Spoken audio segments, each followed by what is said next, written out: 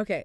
Ever get that feeling using an app where you're like, did anyone actually try this before they launched it? Oh, totally. Like, seriously, who designed this thing? Yeah, yeah. It's moments like those that make me want to, like, pull back the curtain and understand how software actually gets made, you know? It's a fascinating world, especially with how much we rely on it every day, right? Right.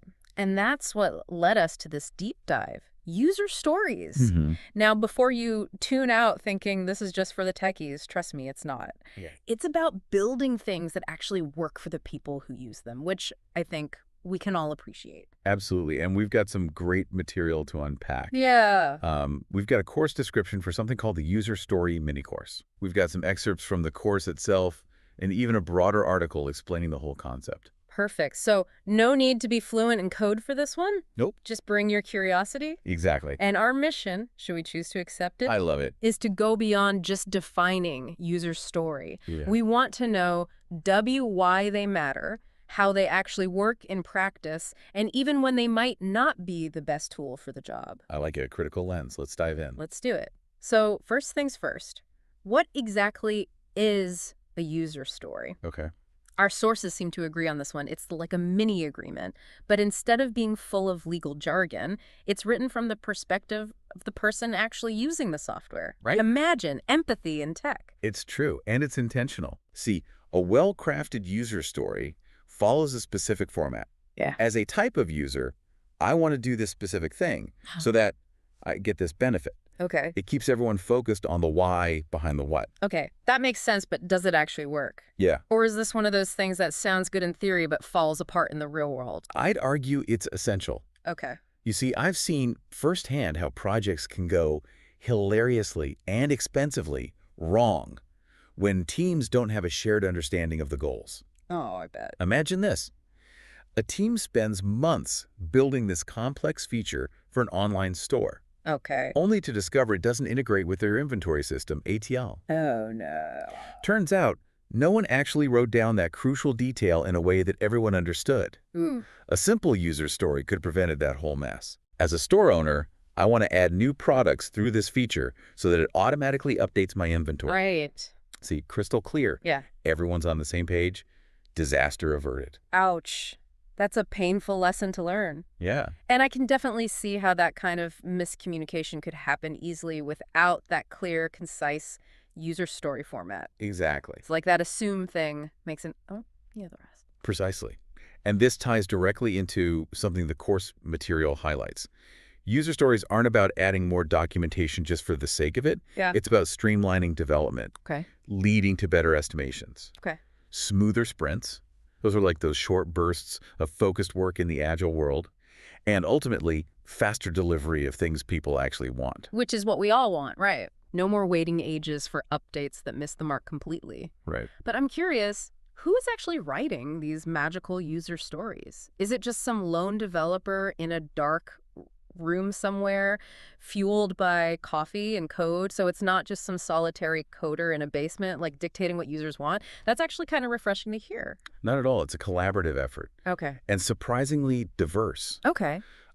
Product owners are usually in the mix because they've got that big picture vision of what the product should be. Right. Stakeholders, the folks funding the whole shebang, they get a say too. Okay. And then you've got designers, testers, even customer support folks chiming in. Yeah. It's about gathering insights from everyone who touches the user experience in one way or another. Makes sense. The more perspectives you have, the better the final product, right? Exactly. And here's where it gets even more interesting. Our sources mentioned that even AI is getting in on the action. Whoa, hold on. AI writing user stories, that's kind of blowing my mind right now. Really? Yeah, isn't that like the whole point of a user story? To capture that human element. How can a machine do that? It's a great question, and it ties into the importance of those user personas we often hear about. Okay. If you can give the AI enough data about your target user, their behaviors, pain points, even their aspirations, Okay. it can start to piece together some surprisingly insightful, albeit preliminary, user stories. Wow. Think of it as a starting point that humans then refine and build upon. So it's like having a super-powered research assistant who can process mountains of data and highlight potential needs we might have missed. That's kind of cool. And a little bit intimidating, if I'm being honest. Yeah. But for now, let's maybe park the whole robot takeover of software development for another episode, because there's this other thing our sources keep mentioning, this INVEST acronym. Right. It sounds like something you'd hear about on Wall Street, not in the tech world. Right. It sounds like a hot stock tip. Yeah. But it's actually a brilliant framework for making sure those user stories are actually, good. Okay. Each letter stands for a key characteristic of an effective user story. Okay. We've got independent, negotiable, valuable, estimable, small, and testable. Okay. It's like a checklist to keep everyone honest. Okay. I'm all for checklists, especially when it comes to building things that people will actually use. Yes. But break it down for me. What does valuable actually mean in this context? It's all about focusing on what matters to the user. Okay. A user story might sound cool and innovative, but if it doesn't ultimately provide real value to the end user, it's just clutter. Right. Think about a feature you rarely, if ever, use on your phone. Okay. Maybe it's buried in some menu you never venture into. Yeah. Yeah. It might have seemed like a good idea at the time, but in reality, it's just taking up valuable space. Right. A user story that truly emphasizes value would challenge that feature from the get-go, Okay. ensuring it genuinely solves a problem or enhances the user's experience. Oh, like that convoluted setting in my email app that I stumbled upon once and haven't touched since. Exactly. Yeah, that's valuable digital real estate being wasted right there. Exactly. And this leads us to another crucial point our sources emphasize: prioritization. You can have a mountain of brilliant user stories, but you can't tackle them all at once. Right. That's where this other acronym comes in. Moscow. Okay, now you're just messing with me. 2 acronyms in one episode. Yeah. Is this some kind of secret code language? Not quite a secret code, but is how development teams make tough choices. Okay. Moscow stands for must have, should have, could have, and won't have. Okay. It's a brutal but necessary way to prioritize what gets built when, based on those user stories we've been unpacking. So it's like instead of blindly building features, you're using these user stories as your guide to make strategic decisions about what will deliver the most value to the user and ultimately to the business. Exactly. I'm starting to see why this is more than just a techie thing. Precisely. It's about aligning everyone around a shared understanding of what matters most, and user stories become that common language. Right. It's about building things that resonate, that solve real problems, and that people actually enjoy using. Yeah. Okay, so we're seeing user stories can be pretty powerful for aligning teams and making sure everyone's speaking the same language. Right. But one thing that really stuck with me from our research was this idea that they're not always like the be-all, end-all solution, you know? Yeah. In fact, one source went as far to say, and I'm quoting here, Okay. yes, there are times when user stories can actually slow you down.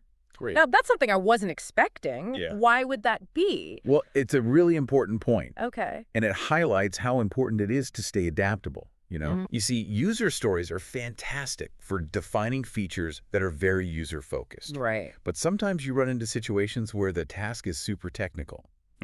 Or maybe the project is evolving so rapidly that trying to shoehorn everything into that rigid user story format actually backfires. Yeah. It's like trying to fit a square peg in a round hole. It's just not going to work. So what do you do in those situations? Is it back to the drawing board, or are there other ways to approach these kinds of tricky situations? Yeah, the beauty of the Agile world is that it's all about having the right tool for the job. Okay. So let's say you encounter this gnarly technical challenge. Right.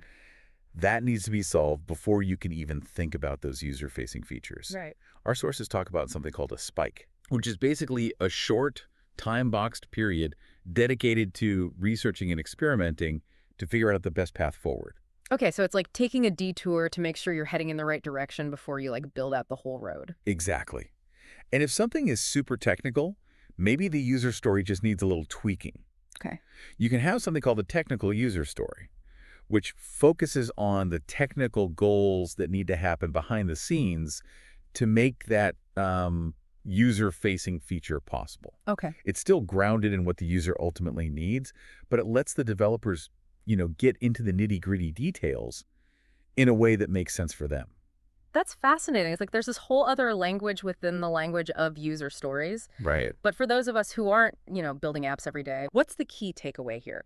How can understanding user stories make us better at our own work, even if we're not, writing code? That's where it gets really interesting. Yeah. While user stories might seem specific to software, the core principles have much wider applications. Okay. Think about it. Clear communication, empathy for your audience, understanding what truly brings value. These are things that apply to any field where you're creating something for others. So it's like taking that step back and asking yourself, what's the user story here? Even if you're not building an app or a website. Exactly. Let's say you're putting together a presentation for a big meeting. Okay. Instead of getting lost in the slides and bullet points, frame it like a user story. Okay. As a 10D type, I want to understand this key takeaway so that I can make this decision, take this action, etc. It instantly gives your message focus and ensures it resonates with your audience. Wow, I've never thought about it that way before, but it makes so much sense. It's like using those user story principles as like a mental framework to make sure you're delivering value in everything you do. It's all about that shift in perspective. This has been an incredible deep dive into the world of user stories. So next time you encounter one of those like frustrating product experiences, try it at like reverse engineer it. Yeah. What might the user story have been? What would you have done differently? It's a fun little exercise to start thinking like a product developer. And who knows, you might even come up with the next billion-dollar app idea. Until next time, keep diving deeper, and we'll catch you in our next deep dive.